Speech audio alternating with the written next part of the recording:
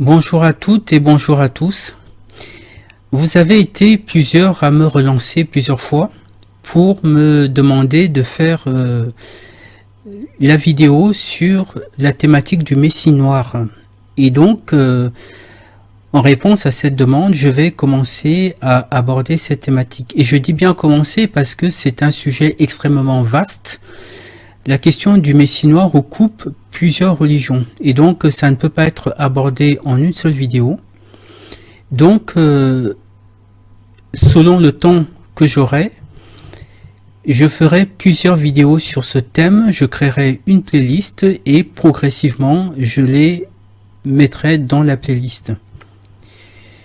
Pour comprendre la question du Messie noir, il y a des prérequis. Il faut comprendre tout le contexte, il faut comprendre la raison de la souffrance de l'humanité et comprendre aussi la raison de la souffrance du peuple noir. C'est pour ça que nous parlerons aussi de Nimrod, de l'histoire de Nimrod, telle qu'elle est relatée dans la Bible. Nimrod était déjà évoqué d'ailleurs dans les textes sumériens rédigés avant la Bible. Donc nous en parlerons. C'est très très important parce que il y a certaines vidéos qui circulent sur YouTube et qui expliquent que le peuple noir souffre parce qu'il s'est détourné de Dieu. On a des membres même de la communauté africaine qui citent régulièrement des passages du Deutéronome où Moïse dit au peuple d'Israël voilà, si vous désobéissez à Dieu, vous serez maudits, etc. Vous serez envoyés en esclavage. Et donc, certains s'appuient notamment sur ce passage-là pour expliquer pourquoi est-ce que le peuple d'Afrique souffre et est persécuté jusqu'à aujourd'hui. Alors, je suis en total désaccord sur cette question-là parce que le peuple d'Afrique ne souffre absolument pas parce qu'il s'est détourné de Dieu, c'est tout le contraire. Le peuple noir souffre au contraire parce qu'il a compris quelque chose d'essentiel, c'est que l'humanité tout entière était soumise en esclavage et il a essayé de délivrer cette humanité-là. C'est la raison véritable de sa souffrance. Ça, nous en reparlerons progressivement parce que ce sont des sujets très vastes. Nous poserons la question de qui domine véritablement le monde. Est-ce que c'est Dieu lui-même ou est-ce que ce sont des entités sataniques qui se font passer pour Dieu? Nous parlerons de tout ça parce que toutes ces questions-là se rapportent à cette thématique du Messie noir. Qu'est-ce qui nous est arrivé? Comment sommes-nous réduits à l'esclavage?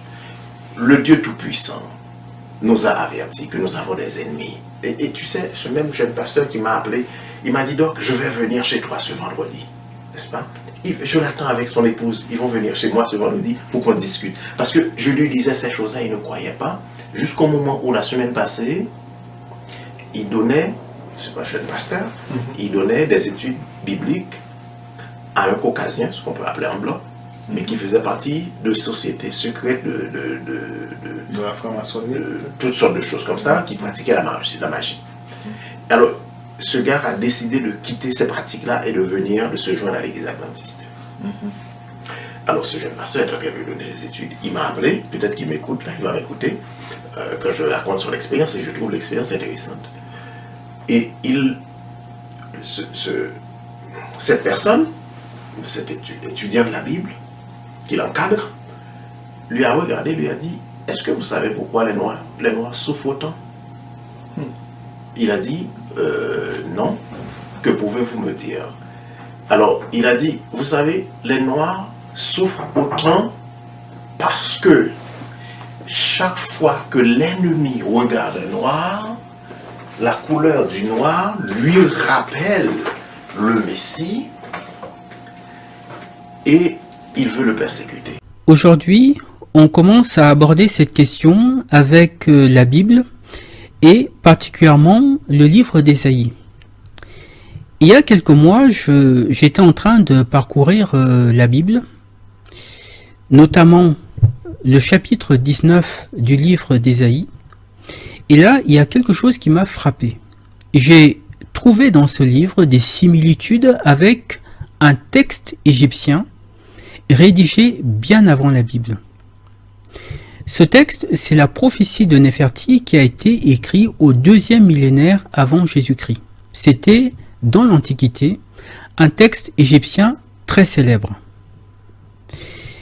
Et quand j'ai comparé les deux textes, je suis parvenu à la conclusion que les deux parlaient exactement de la même chose. Et c'est ce que je vais partager avec vous. Je l'ai déjà dit plusieurs fois dans mes vidéos, la spécificité de la Bible, c'est que c'est un livre qui a été remaquillé pour servir les intérêts d'une communauté, en l'occurrence la communauté juive. Le texte biblique que nous possédons aujourd'hui a été écrit autour du Xe siècle par des rabbins juifs appelés massorètes. C'est pour ça qu'on appelle la Bible le texte massorétique ou la Bible massorétique, parce qu'elle a été rédigée par des copistes appelés massorètes. Et le but de ces copistes était d'utiliser la Bible pour promouvoir Israël comme peuple élu. Et quand ils ont rédigé le texte biblique, ils n'ont pas produit une œuvre ex nihilo. Ils ne sont pas partis sur une feuille blanche comme un écrivain qui commence un nouveau livre. En fait, ils ont utilisé des textes qui existaient déjà à l'époque, et ces textes, ils les ont tout simplement retravaillés. Ils ont fait des modifications, des adaptations, des suppressions, voire des ajouts. Et c'est ce travail de réécriture qui, au fil du temps, a produit le livre que nous avons aujourd'hui et que nous appelons la Bible. Ce qui est très important de noter, sur quels textes se sont-ils appuyés pour entamer la rédaction de la Bible? Eh bien, ils ont principalement utilisé deux sources, les textes égyptiens et les textes sumériens. Or, ces deux civilisations, la civilisation égyptienne et la civilisation sumérienne, étaient à l'origine des civilisations noires. Et donc, les scribes hébreux ont tout simplement recouvert ces textes d'une couche sémite.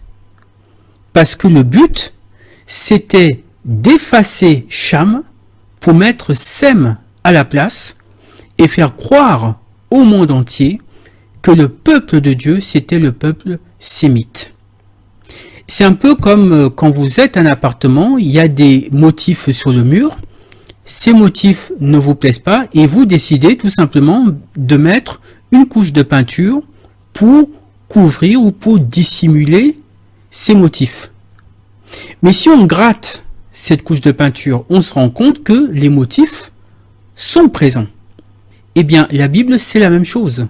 Quand on gratte en dessous de la couche sémite qu'il y a dans la Bible, eh bien, on retrouve Cham, on retrouve le peuple noir, c'est-à-dire le peuple d'origine. Cette précision étant faite, on va à présent lire ensemble un passage de la Bible, un verset dans le livre d'Ésaïe. Pourquoi a-t-on inventé la police scientifique? Parce qu'on sait très bien que quand un criminel commet un crime et qu'il nettoie la scène de crime, il y a toujours des traces qui restent. Il est impossible de tout effacer. Eh bien, la Bible, c'est la même chose. Il y a des traces de vérité qui restent. Regardez ce que dit le verset 25 du chapitre 19 d'Ésaïe. On va d'abord lire le verset 24. En ce temps-là, Israël sera lui troisième, uni à l'Égypte et à l'Assyrie, et ces pays seront l'objet d'une bénédiction. L'Éternel des armées les bénira en disant « Béni soit l'Égypte, mon peuple, et l'Assyrie, œuvre de mes mains, et Israël, mon héritage. » Dans le verset 25, il est dit « Béni soit l'Égypte, mon peuple ». Alors, on retrouve dans ce verset une énumération des trois peuples. On a l'Égypte, l'Assyrie et Israël. Notez que le peuple qui est cité le premier, c'est l'Égypte. Dans la Bible, quand il y a une énumération, en règle générale, le premier élément de l'énumération, c'est le plus important. Et dans ce passage, c'est l'Égypte et non Israël qui est qualifié de peuple de Dieu.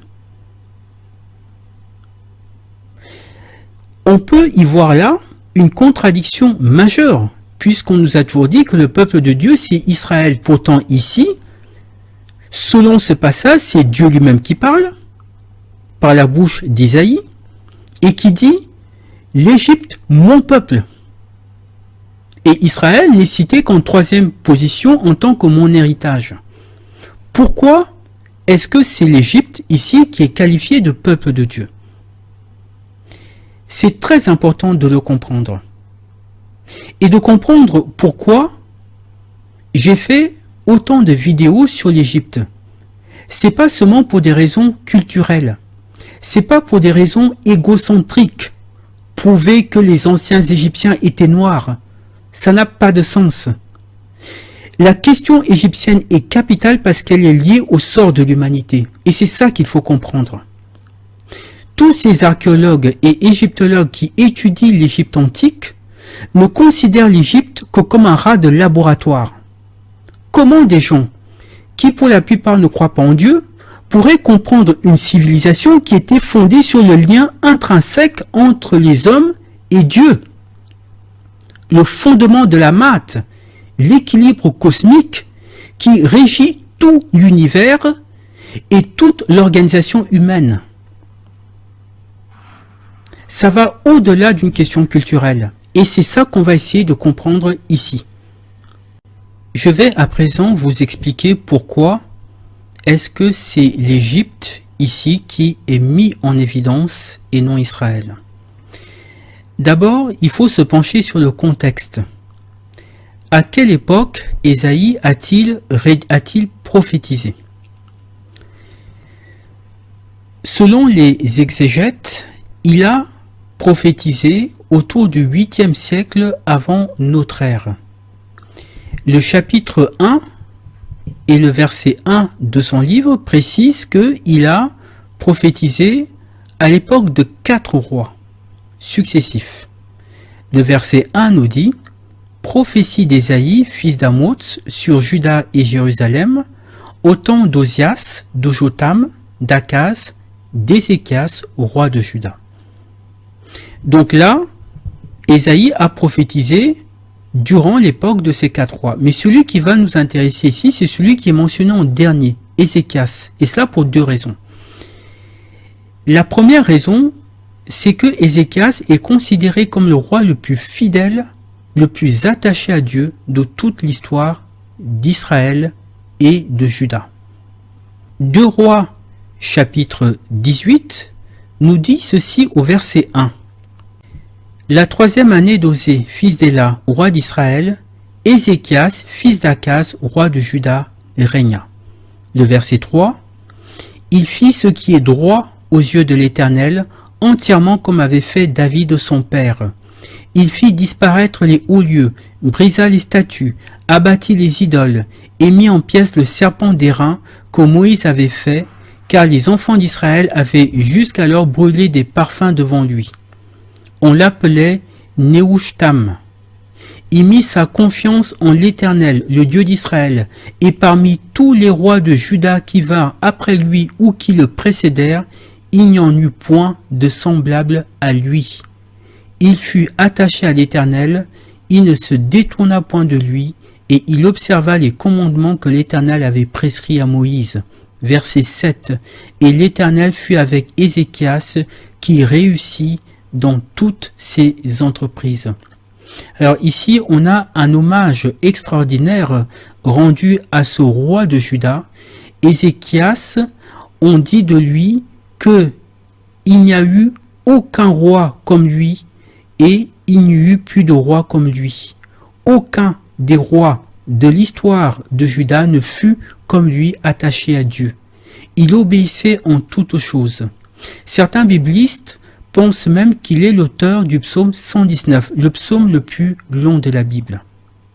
Donc voilà donc qui était ce roi Ézéchias au temps de qui Ésaïe a prophétisé. Mais il y a une deuxième raison pour laquelle ce roi nous intéresse. La deuxième raison, c'est qu'on a la preuve historique, indiscutable, que ce roi a vraiment existé.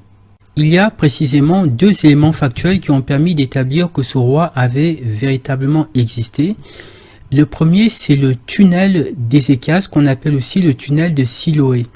La Bible raconte que Ézéchias a fait construire un tunnel sous Jérusalem pour le relier à une source d'approvisionnement en eau. Eh bien, les archéologues ont retrouvé ce fameux tunnel. Par exemple, le journal Libération on a parlé dans son édition du 11 septembre 2003 en disant « Le tunnel de Siloé qui passe sous Jérusalem a été daté et les résultats correspondent à ce qui est écrit dans la Bible. Les certitudes étant rares lorsque l'archéologie et les récits bibliques sont confrontés, la recherche fait l'objet d'une publication dans Nature. » Alors Nature, c'est vraiment la revue scientifique de référence. Voilà, donc la datation montre que le tunnel a été construit vers 700 avant Jésus-Christ, ce qui correspond bien à l'époque où régnait le roi Ézéchias et où prophétisait Ésaïe. Donc ça, c'est le premier élément de preuve. Mais il y a eu un autre élément encore plus indiscutable. C'est en 2015 que des archéologues ont annoncé avoir découvert le sceau du roi Ézéchias. Alors, voici ce fameux sceau qui a été découvert. On a une inscription au-dessus et au-dessous. Et cette inscription, écrite en lettres paléo-hébraïques, signifie « à Ézéchias, fils de Akaz, roi de Juda ». La Bible dit effectivement que Ézéchias était roi de Juda et était le fils du roi Akaz. On a donc bien sous les yeux le cachet du roi Ézéchias dont parle la Bible. Mais il y a quelque chose qui interpelle dans ce cachet. Sur ce cachet, c'est qu'on y retrouve les symboles de l'Égypte antique. Ici, sur la partie droite, vous avez la croix en C, qui est le symbole de la vie dans l'Égypte ancienne. Et au milieu, vous avez le soleil, bardé de ses rayons, avec deux ailes déployées, symbole de Ra, le dieu solaire, également associé à Atum.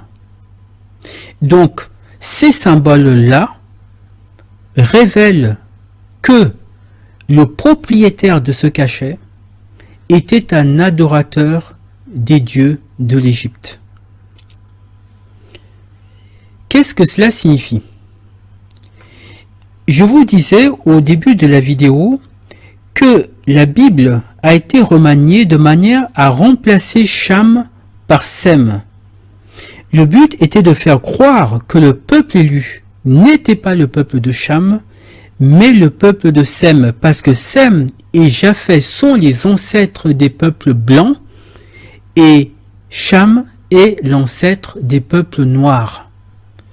Et donc, pour atteindre ce résultat, les scribes hébreux ont pris des personnages historiques, comme ici Ézéchias, et ils en ont fait des adorateurs du Dieu des Hébreux. Or, les archéologues découvrent le cachet du roi Ézéchias, et que révèle ce cachet? C'est que Ézéchias n'était pas du tout un adorateur du Dieu des Sémites, mais un adorateur du Dieu des Chamites, en l'occurrence ici le Dieu de l'Égypte. Vous avez là sous les yeux la différence entre l'histoire manipulée et l'histoire réelle. La Bible nous dit qu'Ézéchias était le plus fidèle de tous les rois de Juda. Fidèle à qui? Fidèle à Yahvé. Et là, on découvre qu'il n'adorait pas Yahvé, mais qu'il adorait Ra. Et je rappelle une chose très importante. Ra, qu'on appelle aussi Amon-Ra, était primitivement le dieu de l'Afrique noire. Amon ou Imana, tout comme Isis et Osiris, étaient des dieux de l'Afrique noire avant de devenir des divinités de l'Égypte. Ce qui signifie que Ézéchias était en réalité un adorateur du Dieu de l'Afrique et non un adorateur du Dieu des Sémites. Revenons à présent au texte d'Ésaïe chapitre 19 verset 25. Est-ce que vous comprenez mieux maintenant pourquoi ce texte dit « L'Égypte est mon peuple » ? Si le roi de Juda était en réalité un adorateur du Dieu de l'Égypte, eh bien il est logique que le peuple aussi, le peuple de Juda également adorait le Dieu de l'Égypte. Et là maintenant on comprend pourquoi ce verset proclame que l'Égypte est le peuple de Dieu, l'Égypte et non Israël. Là ça prend sens. Au regard de l'histoire, ça prend sens. Parce que l'histoire atteste que le roi sous lequel prophétisait Ésaïe était un adorateur des divinités égyptiennes.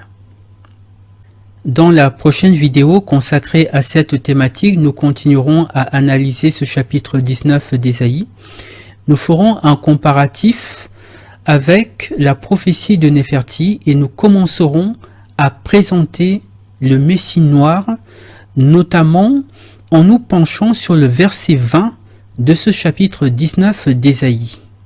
À partir du verset 19, il est dit « En ce temps-là, il y aura un autel à l'Éternel au milieu du pays d'Égypte, et sur la frontière un monument à l'Éternel. Ce sera pour l'Éternel des armées un signe et un témoignage dans le pays d'Égypte. Ils crieront à l'Éternel à cause des oppresseurs, et il leur enverra un sauveur et un défenseur pour les délivrer. » Ceux qui crieront à l'Éternel, ici ce sont les Égyptiens.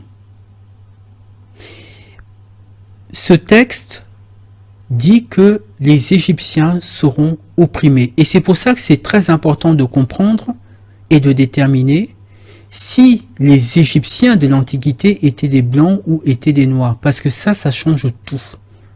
À qui Dieu va-t-il envoyer ce sauveur ? Dans la prochaine vidéo, je vous démontrerai que le sauveur et défenseur qui doit délivrer le peuple de l'Égypte dont il est question ici, c'est un homme noir, et que l'Égypte dont il est question ici représente le peuple d'Afrique dans son ensemble.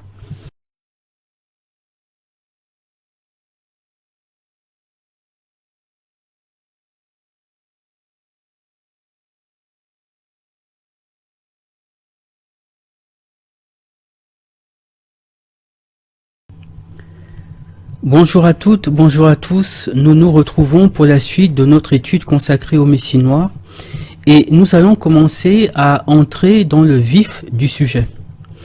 Mais d'abord, j'aimerais vous poser une question. Quand vous priez, si vous priez, mais même si vous ne priez pas, je suppose que vous l'avez fait au moins une fois dans votre vie, quand vous priez, comment concluez-vous vos prières?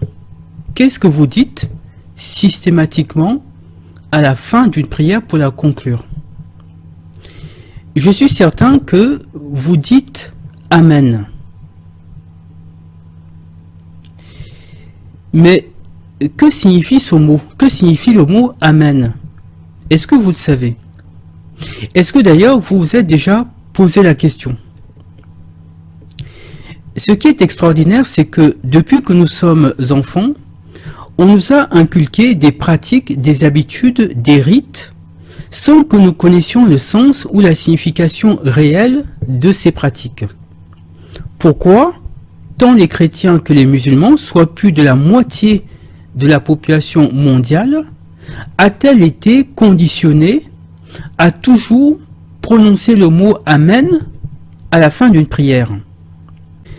Si vous posez la question à un spécialiste, si vous lui demandez, mais au fait, que signifie le mot « Amen », eh bien, il va très certainement vous dire que « Amen » signifie « ainsi soit-il », que c'est une manière de donner son approbation quant à ce qui vient d'être dit.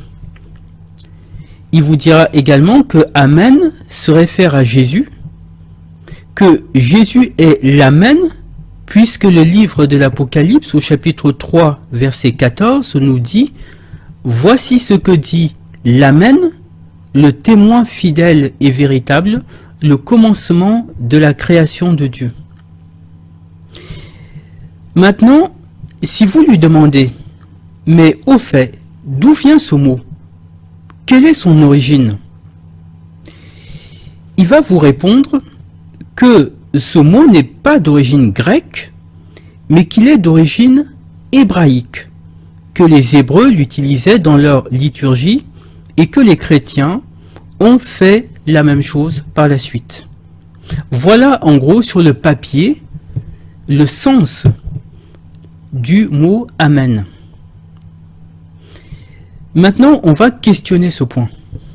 Comme je l'ai déjà dit dans une de mes vidéos, si on veut connaître la vérité d'un mot, il faut remonter à son origine, à sa racine.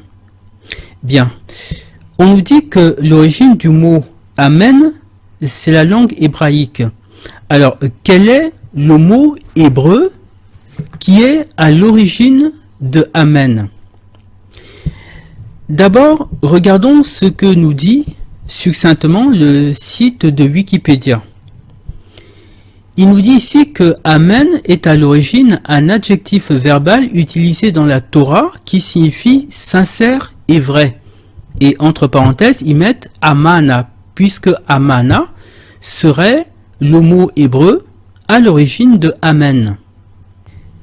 Le bibliste Jean-Pierre Sternberger va dans le même sens, puisqu'il nous dit ici, à l'origine du mot Amen, une famille de termes sémitiques que l'on trouve aussi bien en phénicien qu'en arabe, en tigréen éthiopien qu'en araméen syriaque.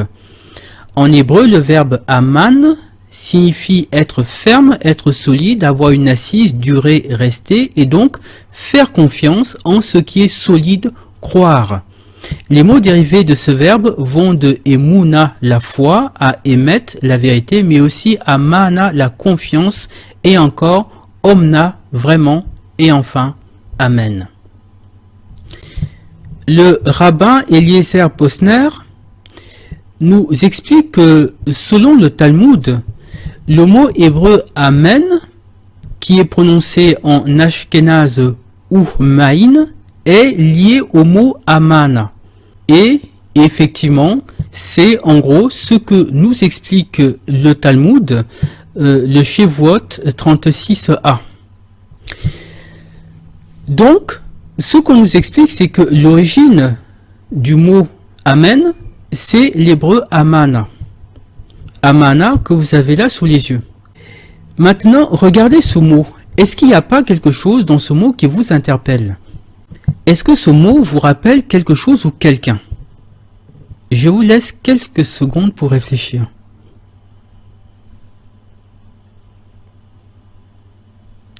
Eh bien, je pense que vous avez été nombreux à trouver. Amana, ce n'est ni plus ni moins que le nom de Amon, le dieu de l'Égypte.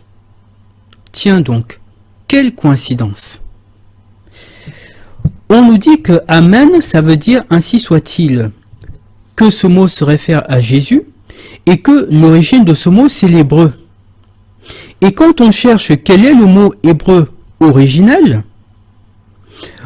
on découvre que c'est Amana.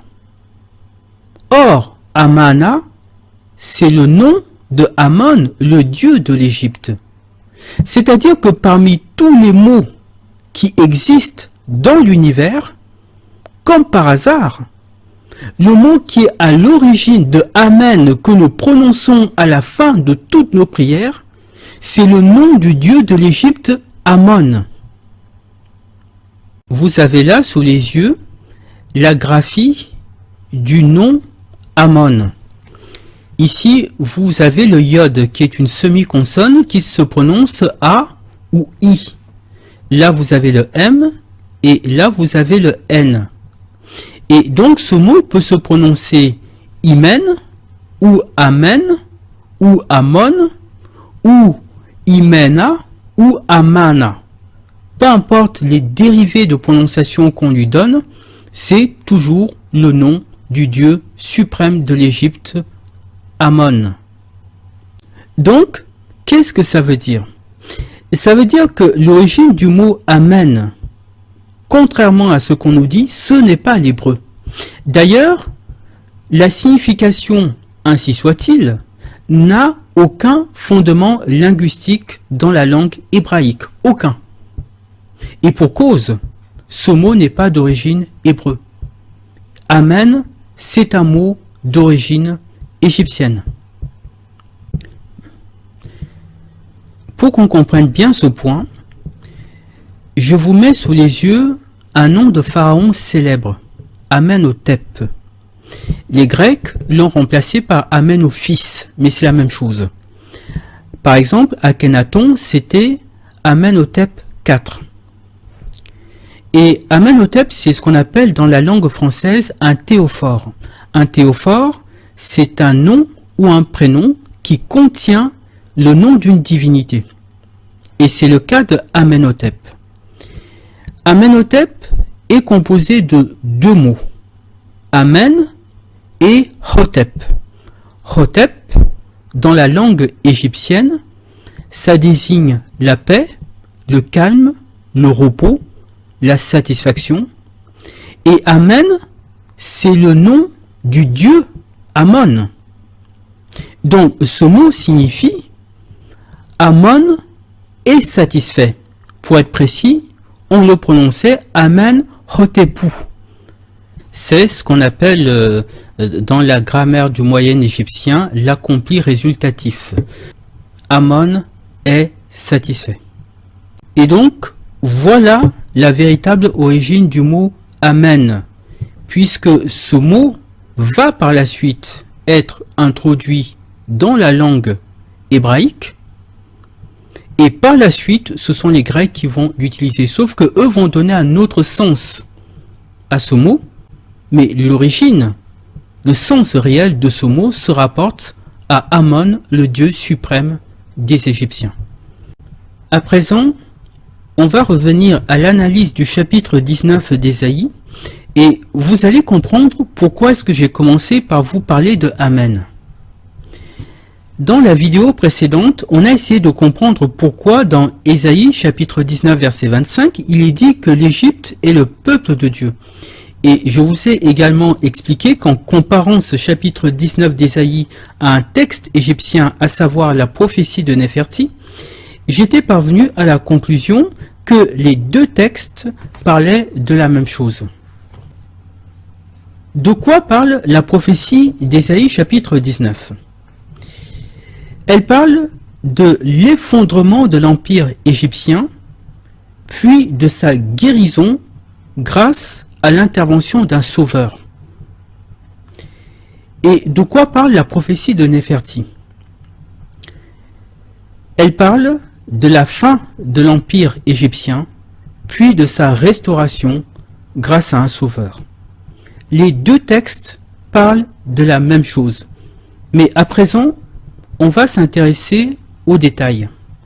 Regardez ce que dit Ésaïe chapitre 19 verset 5. Les eaux de la mer tariront, le fleuve deviendra sec et aride. J'imagine que ce verset vous rappelle quelque chose. La traversée de la mer Rouge au moment de l'Exode. Mais ce qui est étonnant, c'est qu'Ésaïe emploie ici le futur, alors que cet événement est censé s'être déjà produit dans le passé au temps de Moïse. Alors, on sait que du point de vue historique, les Hébreux n'ont jamais été esclaves en Égypte. Néanmoins, cet événement, au moment où c'est écrit par Ésaïe, cet événement est censé déjà s'être produit dans le passé. Alors pourquoi est-ce que Ésaïe emploie ici le futur? Regardez ce que dit la prophétie de Néferti. Nous lisons: les eaux navigables de l'Égypte se trouvent taries. C'est à pied que l'eau sera traversée. Voyez que c'est quasiment du mot pour mot. Dans les hiéroglyphes, nous retrouvons ici le mot iteru, iteru, avec le déterminatif de l'eau, barré. Donc vraiment pour spécifier que, eh bien, il n'y aura plus d'eau dans les fleuves de l'Égypte. Alors iteru, on le traduit généralement par le Nil, mais de manière plus générale, ça désigne tous les fleuves de l'Égypte. Et donc ici, ce qu'on voit, c'est que Ésaïe a tout simplement repris ce qui est dit ici dans la prophétie de Néferti. Parce que ici, on a l'emploi du futur, et Ésaïe reprend tout simplement le futur.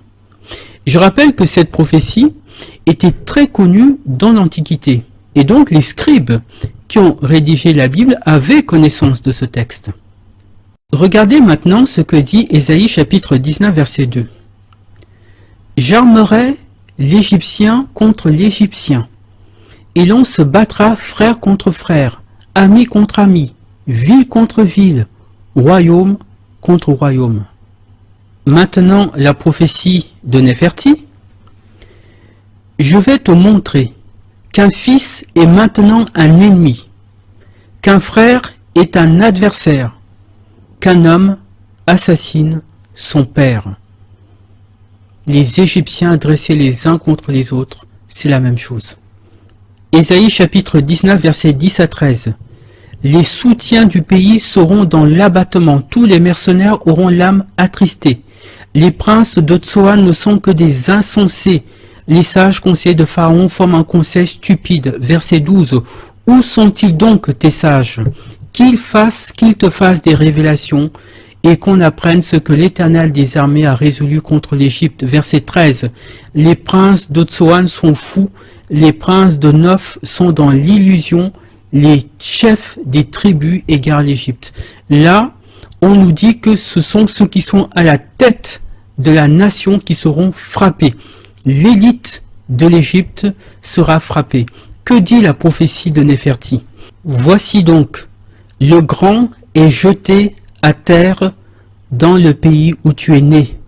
Voici donc, les grands sont maintenant les déchus du pays. » Comme je le disais, les deux prophéties annoncent la fin de la civilisation égyptienne, de l'Égypte telle qu'elle était à ce moment-là. Ésaïe chapitre 19 verset 3 nous dit « L'esprit de l'Égypte disparaîtra du milieu d'elle et j'anéantirai son conseil. » Verset 4 « Et je livrerai l'Égypte entre les mains d'un maître sévère. Un roi cruel dominera sur eux, dit le Seigneur, l'Éternel des armées. » La prophétie de Néferti nous dit « Ce pays sera détruit. Nul ne songera à lui, nul n'en parlera. » C'est la fin de l'Égypte telle qu'elle était à cette époque-là. L'Égypte d'aujourd'hui n'a plus rien à voir avec l'Égypte ancestrale. Effectivement, l'Égypte a été conquis par des puissances étrangères, des puissances sémitiques, mais aussi des puissances occidentales. Et l'Égypte d'aujourd'hui n'a plus rien à voir avec l'Égypte ancestrale. L'Égypte ancestrale honorait les dieux de l'Afrique. L'Égypte d'aujourd'hui honore Allah et Mohammed.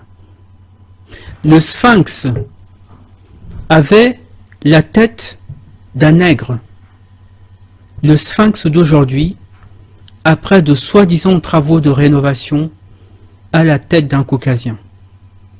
L'Égypte ancestrale est morte. Et ceux qui ont conservé les rites, les pratiques, l'esprit de cette Égypte ancestrale, ce sont les Africains. Les Africains qui, aujourd'hui encore, subissent l'oppression de par ces mêmes peuples qui ont mis fin à la civilisation égyptienne. Les deux prophéties annoncent la restauration, le salut, la délivrance de l'Égypte. Et cela grâce à un sauveur.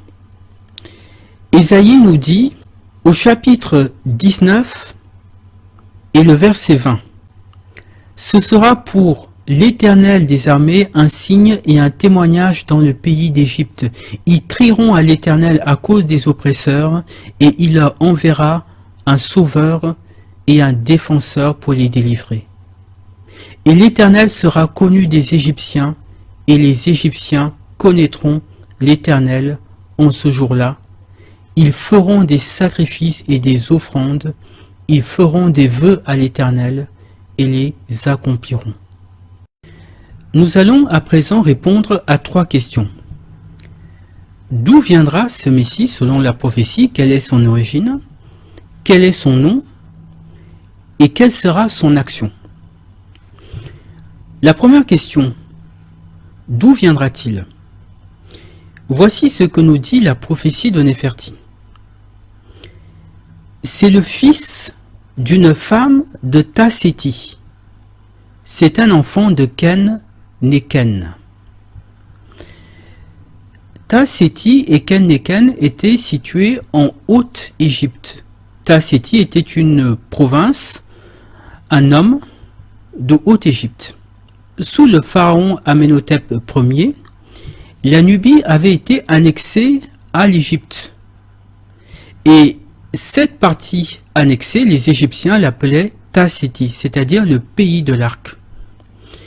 Les habitants de Tasséti étaient des Couchites qui avaient été intégrés à la nation égyptienne. C'étaient donc des personnes originaires d'Afrique noire, du continent noir, puisque le pays de Couche désignait la Nubie, l'Éthiopie, de manière générale, le continent noir. Le CNRS nous dit à ce propos,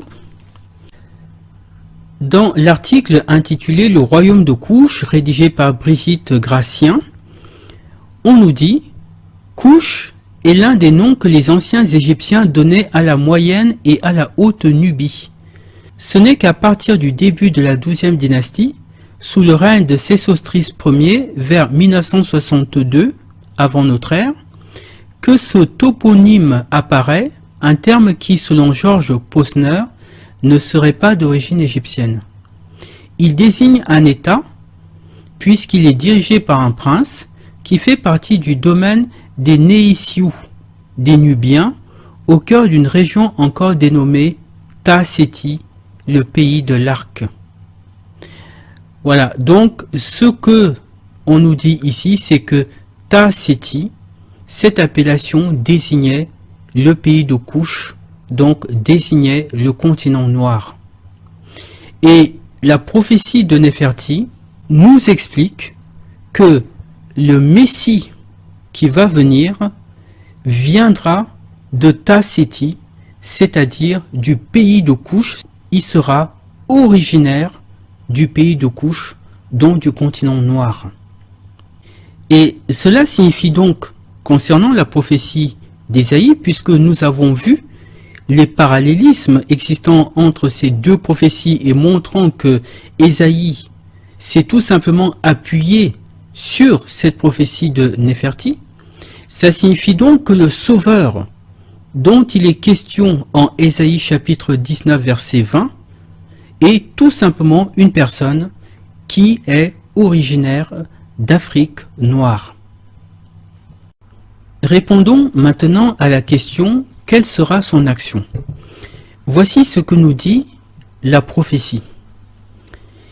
Les gens de son époque se réjouiront.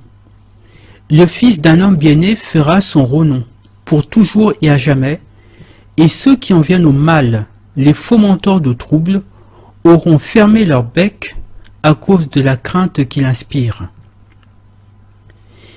Les Asiatiques tomberont par son massacre, et les Libyens tomberont par sa flamme. Les rebelles seront à la merci de son courroux, et les séditieux à la merci de sa crainte. Et là, on nous dit, les Asiatiques ne pourront plus se rendre en Égypte, c'est comme suppliants qu'ils réclameront de l'eau pour permettre à leurs troupeaux de boire. L'ordre mat est destiné à revenir à sa place. Donc ce qu'on nous dit ici, c'est que ce Messie va rétablir l'ordre de la Maat et va aussi rendre justice. Il va mettre fin à l'oppression dont parle la prophétie d'Ésaïe. Et remarquez ici qu'il y a deux peuples en particulier qui sont ciblés. Ces deux peuples font partie des 4 peuples qui étaient connus des Égyptiens de l'époque. Cette table des nations avait été commentée par Cheikh Anta Diop, mais aussi par Champollion. Mais pour être très précis, parce que la traduction française nous parle d'Asiatiques et de Libyens, on va regarder ce que dit exactement le texte en égyptien. Alors, concernant les Asiatiques, le texte hiéroglyphique se trouve ici. Iou Amou Er Ker. Alors, Iou, c'est voici. Amou, donc le mot Amou, c'est le mot qui a été traduit par asiatique. Er, Ker, Er, c'est la marque du futur, et Ker, ça veut dire tomber. Et là, vous avez le déterminatif d'un homme à terre. Donc, retenez bien que le mot qui est traduit par asiatique, ici, c'est Amou. Vous voyez, Amou. Ensuite, les Libyens. Donc, ici, nous avons Temehu, Er, Ker. Alors, Temehu, c'est le mot qu'on a traduit ici par Libyen. Là, on a le déterminatif de la colline qui marque les pays étrangers. Là, le R qui est la marque du futur, le verbe Ker, tomber, et toujours ici le déterminatif d'un homme à terre. Il se trouve que ces deux peuples-là, effectivement, on les retrouve dans la table des nations. Regardez ça. Ici, vous avez les Égyptiens eux-mêmes. D'accord? Remetchou. Là, vous avez les Couchites, donc les Africains. Et c'est du pays de Couche, Ta-Séti, qu'est originaire le Messie dont il est question dans la prophétie. Et là, vous avez les deux peuples qui sont mentionnés dans la prophétie. Vous avez les Amou, le mot qui a été traduit par asiatique, et vous avez les Temehu. Là, c'est Tchemehu, mais c'est la même chose, qui désigne que l'on a traduit par Libyen. Champollion nous précise que ce qu'on appelle Temehu, eh bien, ça désigne les peuples blancs, y compris les Européens. Et donc, la prophétie, ici, cible en réalité tous les peuples qui ont causé l'effondrement de la civilisation égyptienne, et il se trouve que ce sont également ces mêmes peuples qui, tout au long de l'histoire, vont opprimer le peuple noir. Il va y avoir la traite orientale, commise par les Arabes pendant des siècles. Ensuite, ça va être la traite occidentale et la colonisation. Et donc, ce qui est mis en cause ici, ce n'est pas en soi l'existence de ces peuples. C'est leur action d'oppresseurs et de tyrans. Et c'est ce à quoi le Messie qui est annoncé va mettre un terme.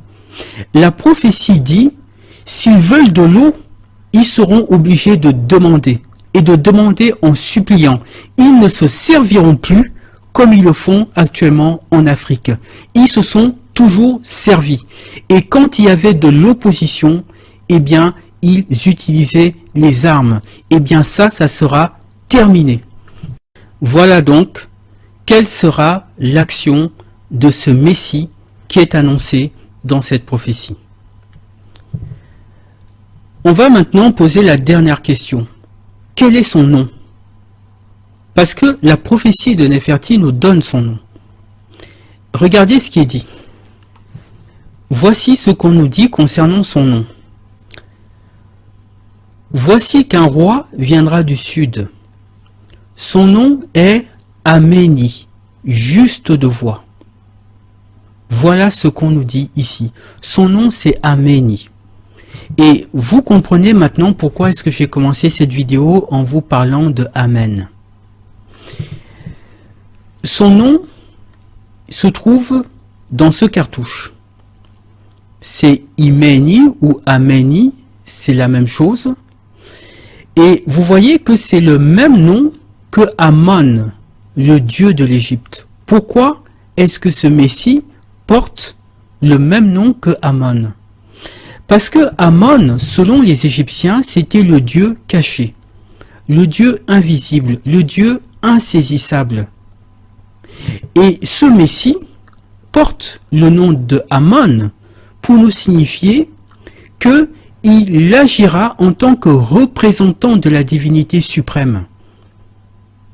Il agira en son nom. C'est en son nom qu'il va rétablir la justice et l'ordre de la Ma'at.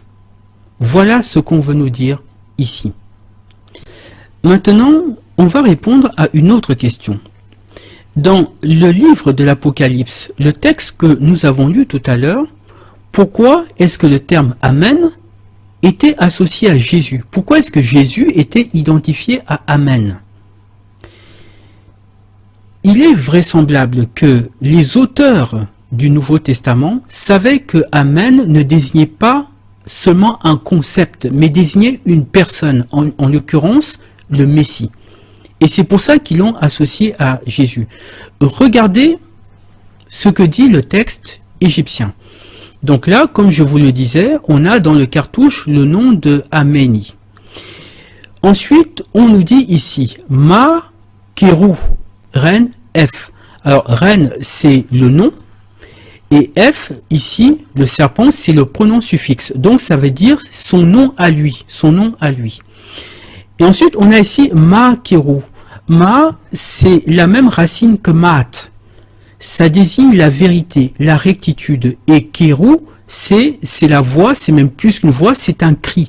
Donc, ce qu'on veut nous dire ici, c'est que ce Messie sera juste dans sa parole. Dans sa parole, il sera véridique. Reprenons maintenant le texte de l'Apocalypse. Apocalypse chapitre 3 verset 14. Voici ce qu'on nous dit à propos de Jésus. Voici ce que dit l'Amen, le témoin fidèle et véritable. Qu'est-ce qu'un témoin fidèle et véritable? Un témoin, c'est quelqu'un qui témoigne. Donc, ce qu'on nous dit ici, c'est que Jésus, en tant que témoin, c'est quelqu'un de véridique. Il est véridique dans ce qu'il dit. En fait, on dit ici exactement la même chose que dans la prophétie de Néferti. Jésus ici est associé à Amen et on nous dit que dans sa parole, il est véridique. Donc, on a tout simplement repris les caractéristiques de Améni, le véritable Messie qui est mentionné dans la prophétie égyptienne, et on a attribué ces caractéristiques à Jésus pour nous dire que le Messie, c'est Jésus. Nous allons finir cette vidéo en posant une dernière question. Quand vous priez, pourquoi concluez-vous vos prières avec le mot Amen? Qu'est-ce que cela signifie en vérité?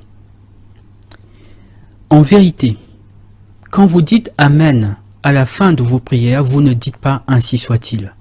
Ce n'est pas vrai. Parce que Amen, nous l'avons vu, n'est pas un mot d'origine hébraïque.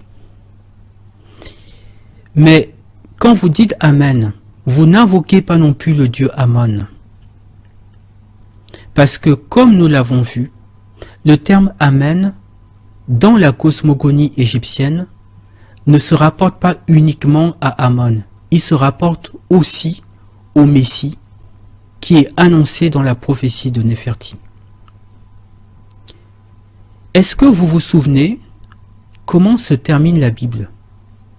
Quelles sont les toutes dernières paroles de la Bible?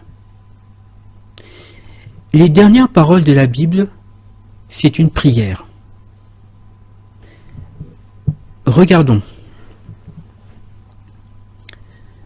Apocalypse, chapitre 22, versets 20 et 21, mais c'est le verset 20 qui nous intéresse. Celui qui atteste ces choses dit, oui, je viens bientôt. Amen. Viens, Seigneur Jésus. Vous voyez ici que ces dernières paroles qui concluent la Bible sont une prière. Et le mot Amen, qui est prononcé ici est suivi d'un appel. On demande au Seigneur Jésus de venir en tant que Messie pour mettre fin à la souffrance de l'humanité. Mais on sait maintenant que Jésus n'est pas Amen, puisque ce terme Amen a été usurpé. Le véritable Amen est un homme issu du continent noir. Et c'est lui qui véritablement mettra fin à la souffrance du peuple noir. Il faut se souvenir d'une chose très importante. La persécution du peuple noir a véritablement commencé après la venue de Jésus. C'est après la venue de Jésus que les pères de l'Église, c'est-à-dire les tout premiers chrétiens, ont fomenté le concept de la malédiction de Cham. C'est après la venue de Jésus que les pères de l'Église ont mis en place cette doctrine. Et c'est cette doctrine qui, pendant près de 2000 ans, va servir de justificatif à la persécution du peuple noir à travers le monde. Jésus n'est pas le Messie. Jésus n'est pas Amen. Ameni, c'est le Messie noir. C'est un homme issu du continent noir et qui viendra pour délivrer le peuple noir de toutes les injustices qu'il a subies. Il mettra fin aux oppressions, aux humiliations, aux tueries, et il rendra au peuple africain sa gloire passée. Sa gloire qui avait été pendant une période de l'histoire manifestée à travers la civilisation égyptienne. Voilà ce que vous dites quand vous concluez vos prières avec Amen. Quand vous dites Amen à la fin de vos prières, en réalité vous dites viens, Améni. Vous demandez au Messie noir de venir, de mettre fin à votre souffrance, à votre détresse et à toutes les injustices que vous subissez. Et j'ai la conviction que ce Messie noir accomplira la tâche qui lui a été confiée. La prophétie de Néferti se termine par ces mots.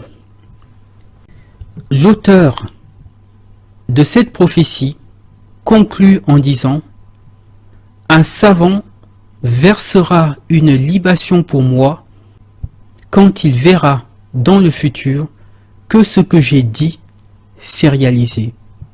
Amen. »